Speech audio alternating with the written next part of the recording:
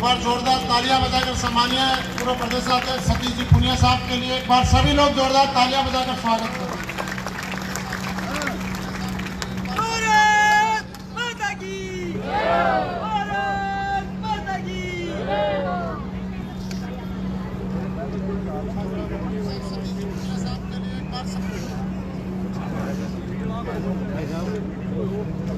हमारे बीच में विराजमान भारतीय जनता पार्टी के पूर्व प्रदेशाध्यक्ष और वरिष्ठ नेता परम सम्मानीय श्री सतीश जी पुनिया साहब, राजस्थान सरकार में यूडीएस मंत्री परम सम्मानीय श्री झावर सिंह जी खन्ना साहब, हमारे बीच में विराजमान सीकर लोकसभा के प्रभारी सहकारिता मंत्री परम सम्मानीय श्री गौतम दत्त साहब, परम सम्मानीय गजानंद जी कुमावत साहब, प्रभु सिंह जी, सम्मानीय प्रभारी दिनेश जी धाबाई साहब, बलराम दोन जी, हरिराम जी रडवा साहब, श्रीमती इंदिरा घटाला जी, राजकुमारी शर्मा जी, सभी सम्मानित मंच सामने विराजमान सीकर लोकसभा के गांव से पधारे परम सम्मानीय मेरे पिता तुल्य बुजुर्गों, मेरी माताएं, बहनें, युवा साथी, सबसे पहले तो मैं आप सब लोगों का धन्यवाद करता हूं कि आप सब लोग बड़े जोश और उमंग के साथ हमारे प्रत्याशी माननीय सुमेधानंद जी का नामांकन कराने के लिए बड़ी संख्या में आप सब लोग पधारे हैं। आपका पूरे मंच के तरफ से, पूरे पार्टी परिवार की तरफ से आप सब लोगों का हार्दिक स्वागत और अभिनंदन करता हूं।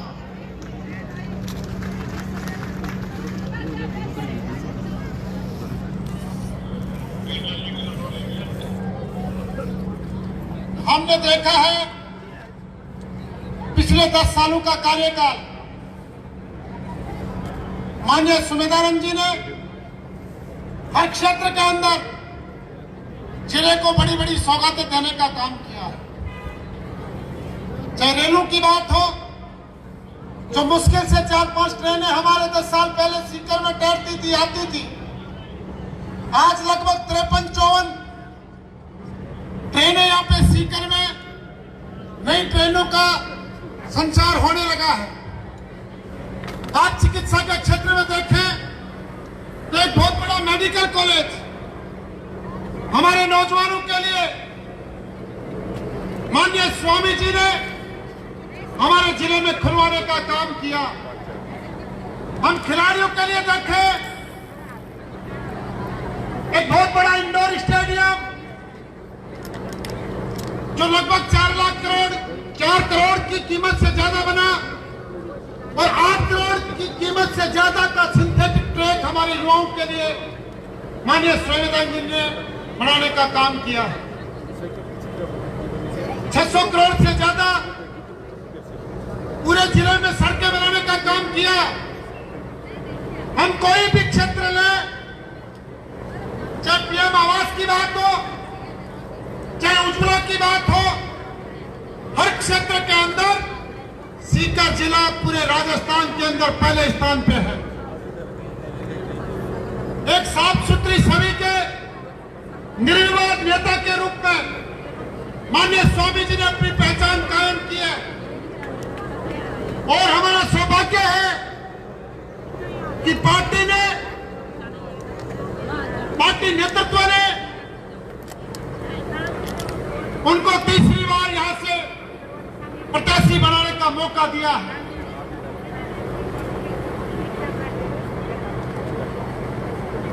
तीन महीने पहले राजस्थान के अंदर विधानसभा के चुनाव हुए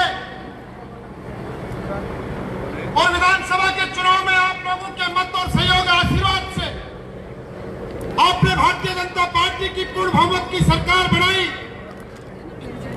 और सरकार बनते ही जो हमारे माननीय मुख्यमंत्री भजनलाल जी शर्मा ने जो फैसले लिए वो ऐतिहासिक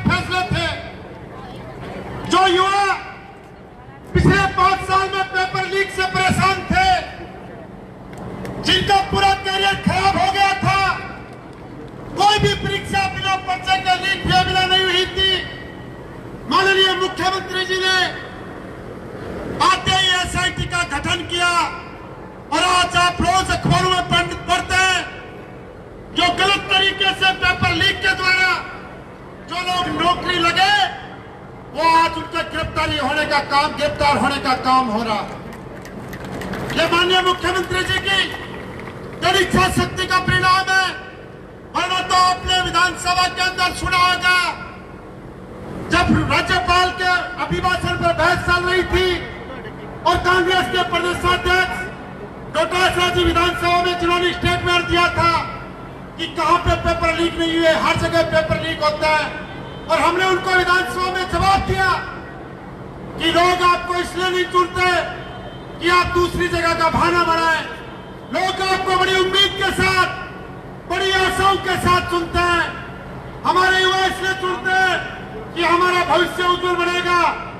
इसलिए साथियों, मैं तो आपसे कहना चाहता हूं, 3 जिलों को, सीकर, चूरू, झुंझुनू को पानी देने का काम, जो ऐतिहासिक फैसला पिछले 30 साल से पेंडिंग पड़ा था, माननीय भजन लाल जी की इच्छा शक्ति के कारण वो पूरा हो गया और जिले के लिए पानी का काम शुरू हो गया।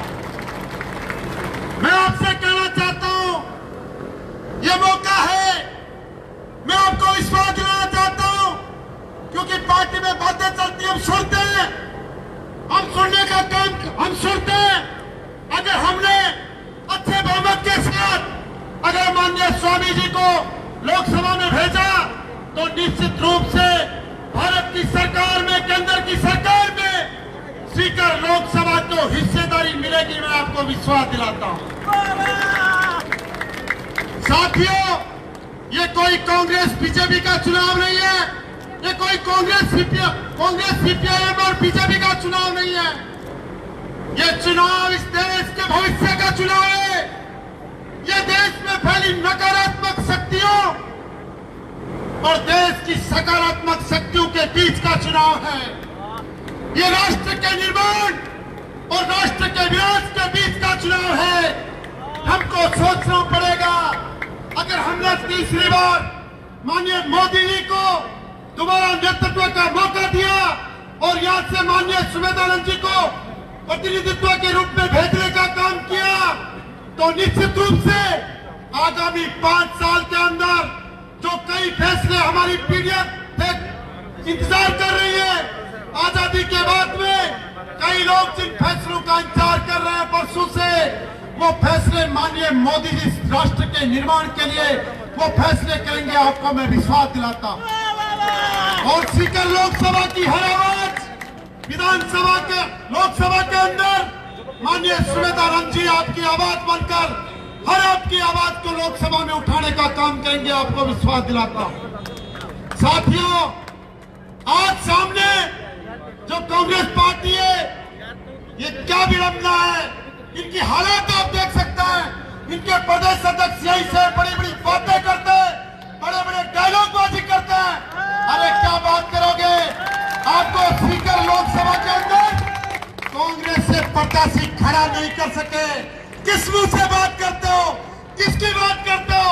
अरे उस सीपीआईएम की बात करते हो जिसको 5 दिन पहले तक आप मंचों के ऊपर से उनके उम्मीदवारों को आप गालियां निकाल रहे थे, और आज आप उनको उम्मीदवार करके समर्थन कर रहे हैं। लेकिन ये जनता जानती है, ये जनता इनके दोहरे चरित्र को जानती है। इनके चेहरे से नकाब हट चुका है, कांग्रेस वालों के से भी हट चुका है। और माननीय अमराराम जी को तो दादा रामगढ़ की जनता ने तीसरे नंबर पे पहुंचाने का काम कर दिया। सारी जनता इनको समझ चुकी है, इनके व्यक्तित्व को समझ चुकी है। मैं ज्यादा लंबी चौड़ी बात नहीं कहूंगा, मैं आपसे एक ही बात कहना चाहता हूं कि 20 दिन से कम समय अपने पास में है।